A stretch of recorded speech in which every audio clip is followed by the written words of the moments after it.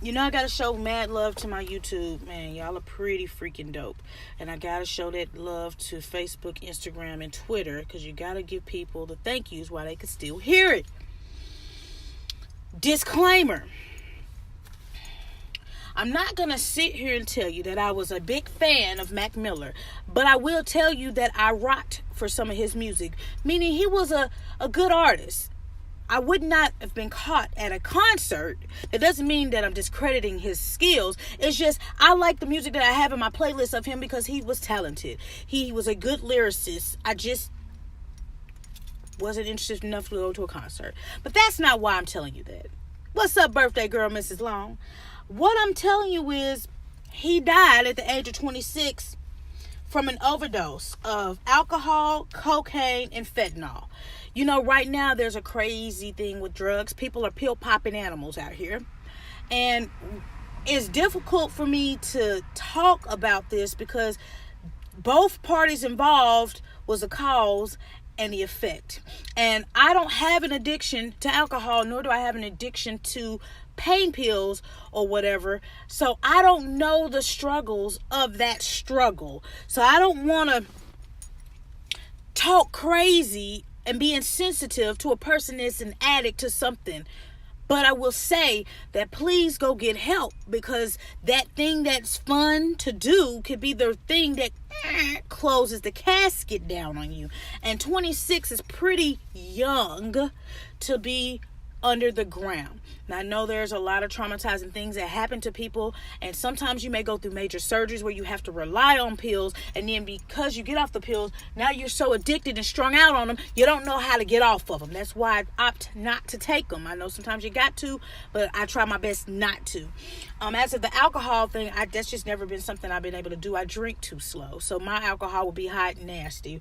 But the point of the matter is, when we lost Mac Miller, aka his real name is Malcolm James McCormick, it hurt because he was so young, and at the time we didn't know what happened until his autopsy came out. And when it confirmed what it was, which was the drug addiction, it was kind of like, dang, we losing people. What's up, Marissa? We're losing people younger and younger to this thing we call drugs. And now it's advertised that drugs are fun. Drugs are the next best thing. Drugs are calming. Drugs are it. Okay, I'm escaping from my troubles. I get it. But now everybody's slumped over, high. Everybody's pill popping, or people are just mixing, all types of codeine drinks together, and they're okay. They don't care that they're having seizures. They don't care that they're damaging their body, but they know that they're getting high for right now. Miss Mitchell, what's up, baby? So when we concluded what the death was, everybody wanted to know who's going to be responsible for it, because he had all these drugs in the system. He wasn't his own supplier, so who was going to go down for it? They found the person, and it happened to be 28-year-old Cameron James Pettit of Hollywood. Now, he's going to be arrested with connections to the death of Mac Miller, and there are going to be federal charges pending because he was selling counterfeit pharmaceutical narcotics containing fentanyl. Now, they say that is a powerful, harmful drug that you can add to a drug, and even the littlest amount could kill you. I don't know, because I ain't living on the edge like that. I don't even want to know. Never. Now, if he's convicted of this crime, this federal crime, he can get up to 20 years in the pen. It's so crazy how younger kids are just rushing to be what we call a dope head. Now, they say when Mac Miller died, they had some search warrants or whatever, and they had a whole bunch of plastic bags that they found that contained pills,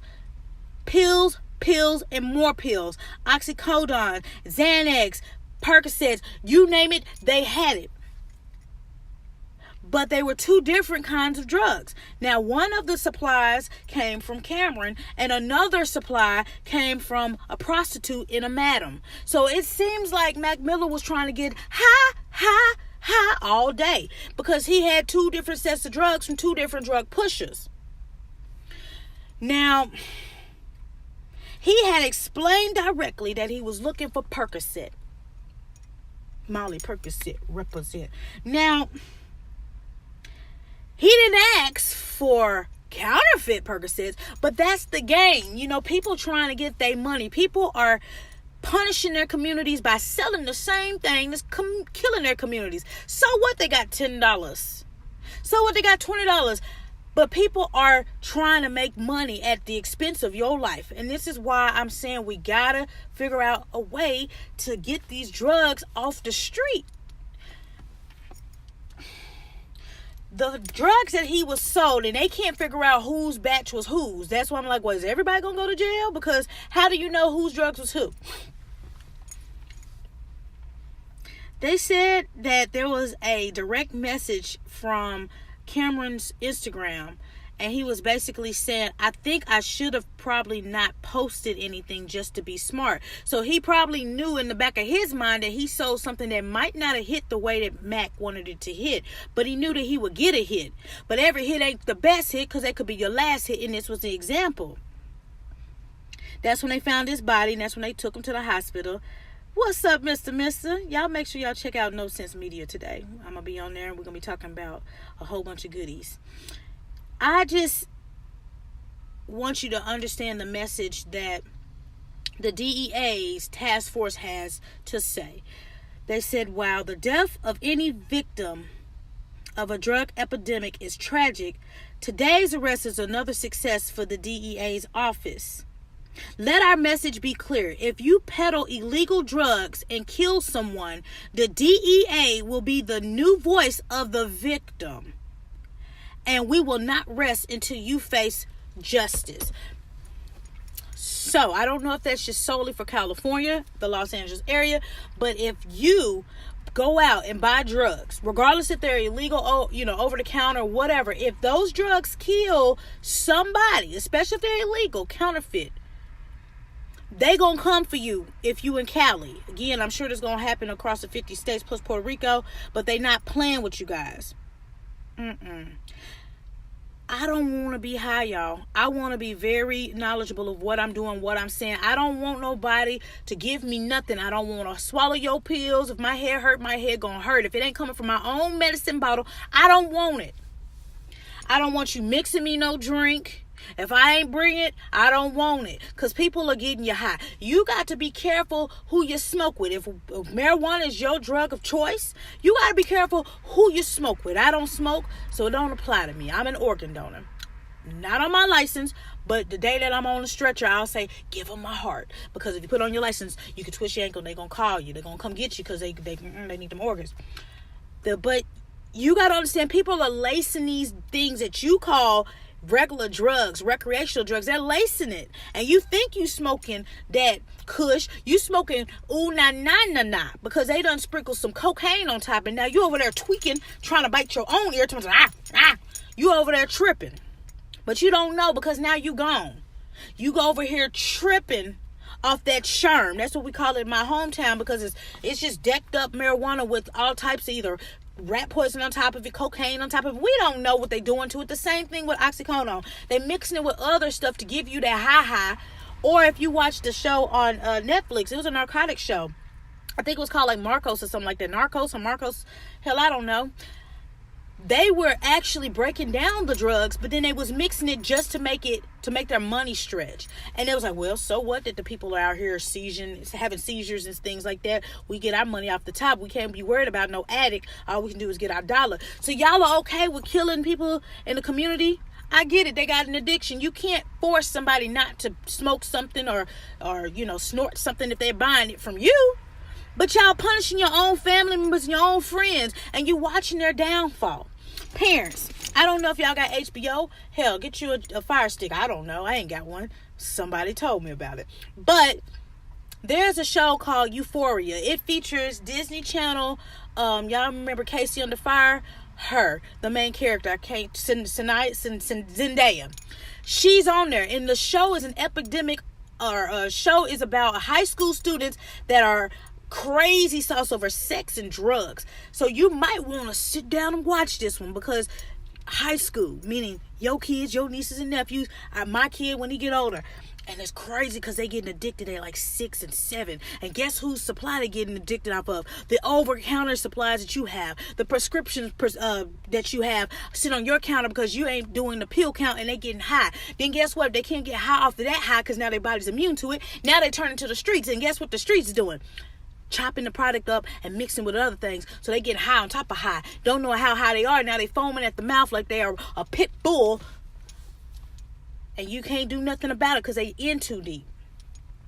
So for both people, Mac, he was lost in the sauce. He was drugged out. I remember him doing an interview and he said it's great about being rich because you can buy anything you want. And he said the bad part about being rich is that when you get tired of those simple things, you go for the next best thing. And drugs is where I turned to. That's where I started going from weed to the best thing to get me the highest to the high. So he had admitted he had a problem. And his problem ended up ending his life. Now, can the person selling the drugs go to jail for 20 years? I'm not sure. I do think they're very responsible because he knew that he was selling him something that was mixed with something that was deadly. But both parties are going to be a part of that problem because if you're buying something from somebody, you don't know what they're doing to that. What's up, Miss Washington? You don't know. It's just unfortunate that people are going crazy for these drugs and they're not themselves. People are tripping. I don't want no addiction to drugs or alcohol. That's the two that I just don't want that no issues with because your body, you lose yourself. And people think it's funny when you all out on the curb, you looking like some type of animal creature off of Michael Jackson's Thriller. You looking like one of the werewolves doing this because you looking crazy. But they laughing at your downfall, but you can't get out of it because you're in too deep. You like Pookie. It's calling me. It's calling you.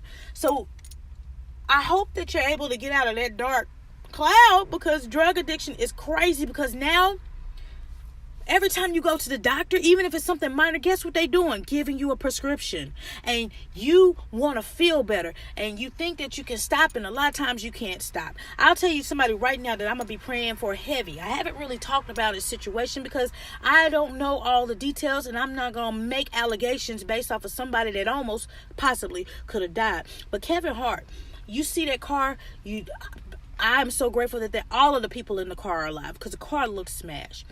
But he had a major back surgery. And that's one surgery that when you have it, you have to rely on medicine because your back is basically the makeup of you. And they say most people get addictions from major surgeries.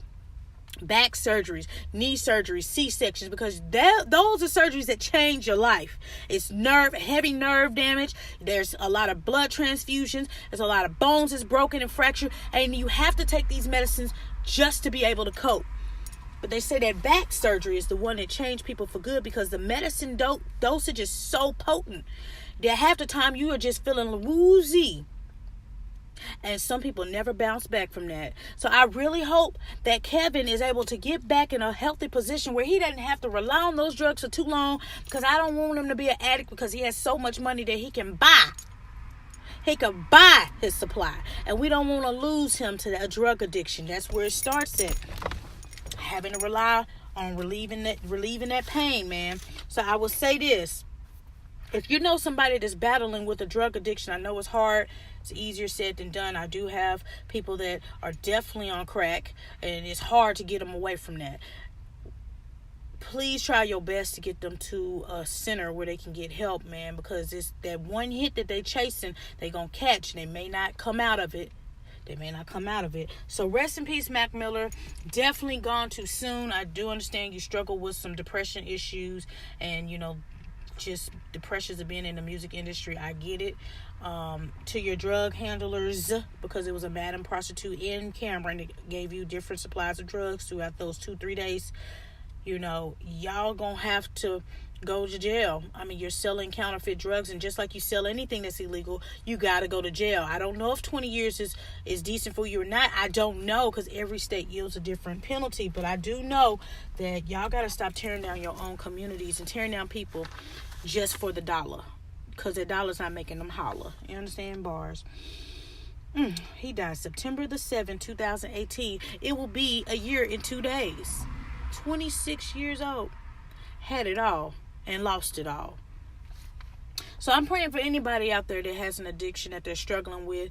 Shaunie B is rooting for you to get through it. I know it's tough. I know it's easier said than done because that's not my issue. So I can understand that you have to go through that because you're going through that. So just try to find the help that you need, and we will have you in our prayers. We will. So we're not going to dwell on that. We're not. We're going to hop right on into these words of